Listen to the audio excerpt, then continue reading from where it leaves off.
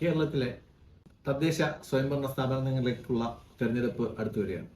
ഇപ്പോൾ എല്ലാ ജോലിക്കും അടിസ്ഥാന യോഗ്യതയായിട്ട് +2 ആണ് കണക്കാക്കിയിരിക്കുന്നത്. അതുകൊണ്ട് ഇതുവരെ +2 പാസ്സാകാൻ പറ്റാത്തവർക്ക് 6 മാസം കൊണ്ട് +2 എഴുതി പാസ്സാവും. കേരള ഗവൺമെൻറ്റും PSC അംഗീകരിച്ചാണ്. ഒറ്റ പരീക്ഷയേ ഉള്ളൂ. ഗ്രൂപ്പ് മാറ്റി എഴുതാം. എല്ലാ വിഷയങ്ങളും മലയാളത്തിൽ എഴുതാം. ലാംഗ്വേജ് പോയിട്ട് ബാക്കി എല്ലാ വിഷയങ്ങളും മലയാളത്തിൽ എഴുതാം. ഇംഗ്ലീഷ് നിർബന്ധമല്ല. ഈ സാഹചര്യത്തിൽ കേരളത്തിലെ 7 രജിസ്റ്റർ ചെയ്ത പാർട്ടികളുടെ അംഗീകാരം പിൻവലിക്കാൻ വേണ്ടിയിട്ട് ഇലക്ഷൻ കമ്മീഷൻ തയ്യാറെടുക്കുകയാണ്. 7 രജിസ്റ്റേർഡ് പാർട്ടികൾക്ക് ഇലക്ഷൻ കമ്മീഷൻ ഈ മാസം 18-ാം തീയതി നോട്ടീസ് അയച്ചു. 22-ാം തീയതിക്ക് മുമ്പ് ഹിയറിങ്ങിന് വേണ്ടിയിട്ട് വെച്ചേക്കുകയാണ്. 7 പാർട്ടികൾ ഏതൊക്കെയാണെന്ന് അറിയാൻ നിങ്ങൾക്ക് താല്പര്യമുണ്ടാവും. ഒന്ന്, 2ആയിട്ട് പിരിഞ്ഞു നിൽക്കുന്ന RSP ബോൾഷെവിക്കും RSP മാർക്സിസ്റ്റുമാണ്. ഇവർ കഴിഞ്ഞ ഇലക്ഷനുകളിൽ കഴിഞ്ഞ 6 വർഷമായിട്ട് 2019 തൊട്ട് ഇലക്ഷനുകളിൽ മത്സരിക്കാത്ത പാർട്ടികൾക്കാണ് ഇലക്ഷൻ കമ്മീഷൻ നോട്ടീസ് കൊടുത്തിരിക്കുന്നത്.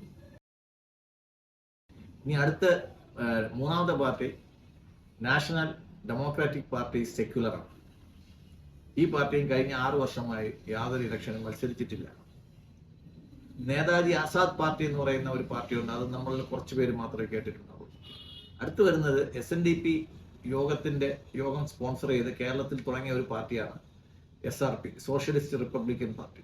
ഈ സോഷ്യലിസ്റ്റ് റിപ്പബ്ലിക്കൻ പാർട്ടിയും കഴിഞ്ഞ വർഷമായിട്ട് ഒരു ഇലക്ഷനിലും മത്സരിച്ചിട്ടില്ല. ഇവരും ഇലക്ഷൻ കമ്മീഷനിൽ നോട്ടീസ് അവർക്കും കൊടുത്തിട്ടുണ്ട്. അവരുടെ അംഗീകാരമല്ല, അവരുടെ രജിസ്ട്രേഷൻ റദ്ദാക്കാതിരിക്കാൻ കാരണം ചോദിച്ചു. പിന്നെ കൊടുത്തിരിക്കുന്നത് ദേശീയ പ്രജാ സോഷ്യലിസ്റ്റ് പാർട്ടിയാണ്.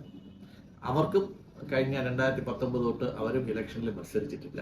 അടുത്തുള്ളത് റിപ്പബ്ലിക്കൻ ഡെമോക്രാറ്റിക് പാർട്ടിയാണ്. റിപ്പബ്ലിക്കൻ ഡെമോക്രാറ്റിക് പാർട്ടിക്കും നോട്ടീസ് അയച്ചിട്ട് ഇങ്ങനെ 7 രജിസ്റ്റേർഡ് പാർട്ടികളുടെ രജിസ്ട്രേഷൻ റദ്ദാക്കാൻ വേണ്ടിയിട്ടുള്ള നടപടികളിലാണ് ദേശീയ തെരഞ്ഞെടുപ്പ് കമ്മീഷൻ. നന്ദി, നമസ്കാരം.